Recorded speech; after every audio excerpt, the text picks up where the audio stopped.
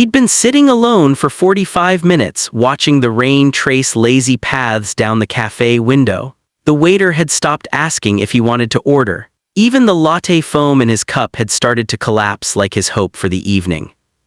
Ethan had promised himself he'd give this one last try. After 3 years of loneliness and too many awkward dating apps, this blind date set up by his well-meaning sister was supposed to be different. "She's kind," his sister had said. "You'll like her." But right now, staring at the empty seat across from him, Ethan felt like the punchline to a bad joke. He was about to pay the bill and leave when the bell above the cafe door chimed. A little girl, maybe 6 or 7, stepped inside, shaking rain off her pink coat. Her shoes squeaked as she scanned the tables until her eyes landed on him. Then she walked straight over. "Hi," she said, clutching a small, crumpled note in her hand. "Are you Mr. Ethan?" He blinked, yes. She smiled, a wide, gap-toothed smile that somehow melted the awkwardness. "My mommy's sorry she's late." Ethan froze.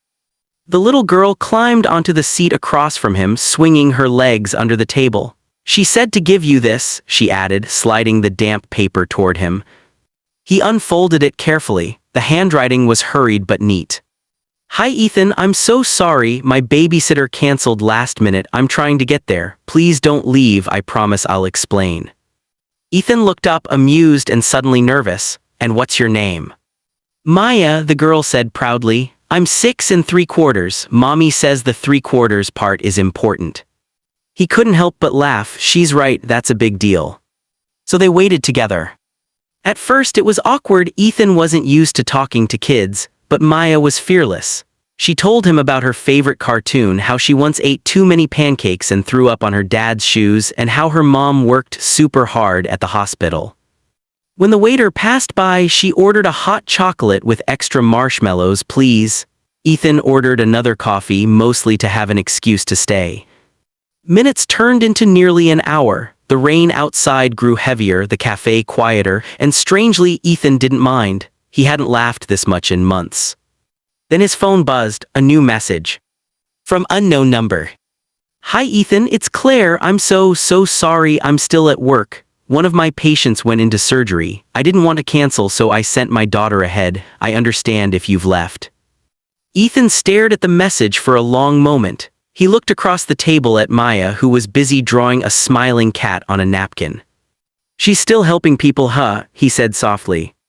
Maya nodded. "She always does. Sometimes she forgets to eat dinner, so I make her peanut butter sandwiches."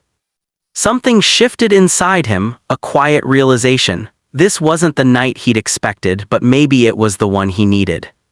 "Hey Maya," he said, "you hungry?" Her eyes lit up. "Can I get a grilled cheese?" "Best idea I've heard all day." An hour later, when Claire finally rushed in, scrubs slightly damp, exhaustion written all over her face, she stopped in shock. Ethan and Maya were sitting together, laughing over milkshakes and crayons. Claire covered her mouth. "Oh my God, I'm so sorry." Ethan stood, smiling warmly. "No apologies needed. We were just debating if a cat could actually drive a spaceship." Claire laughed, a genuine, tired, beautiful sound. "You survived her, I'm impressed." He shrugged. "I think she's the real hero here." They talked for another hour, about her job, about his failed attempts at cooking, about life and timing and second chances. The cafe was closing when the waiter finally brought the check. "I've got this," Claire said, reaching for her wallet. Ethan shook his head. "You already paid it forward, saving someone's life tonight."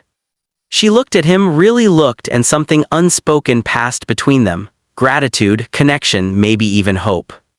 A few weeks later, they met again, this time on purpose and without rain. Maya still came along, but now she insisted on being the official chaperone. And months later, when Ethan asked Claire if she'd like to go out, just the two of them, Maya crossed her arms dramatically and said, "Only if you promise to bring her back before bedtime." They laughed, all three of them. Because sometimes the best love stories don't start with sparks or perfect timing. Sometimes they begin with an empty table, a late apology, and a little girl who walks in to say, "My mommy's sorry she's late." Moral: kindness has its own timing. Love often shows up when you least expect it, sometimes carried in by small hands and a smile that reminds you why it's worth waiting. A year later, that same little cafe had changed. The rain still came and went, tracing silver threads on the window, but tonight the place was full of laughter. A familiar trio sat at their favorite corner table, Ethan, Claire, and Maya, sharing a chocolate cake they definitely didn't need but always ordered. Maya had grown taller and her front teeth had finally come in. She was busy instructing Ethan on how to blow out candles properly. "You have to make a wish before you blow," she said seriously. "Otherwise, it doesn't count." Ethan smiled. "I already made mine." "What'd you wish for?" she asked, squinting suspiciously. He winked. "If I tell you, it won't come true."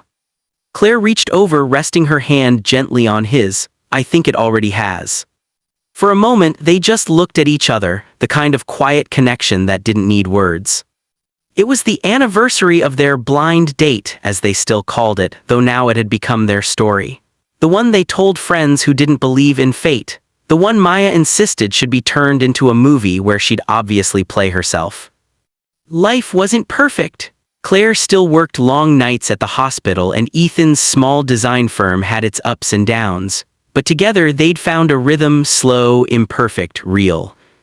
They'd learned that love doesn't always arrive in grand gestures or perfectly timed meetings.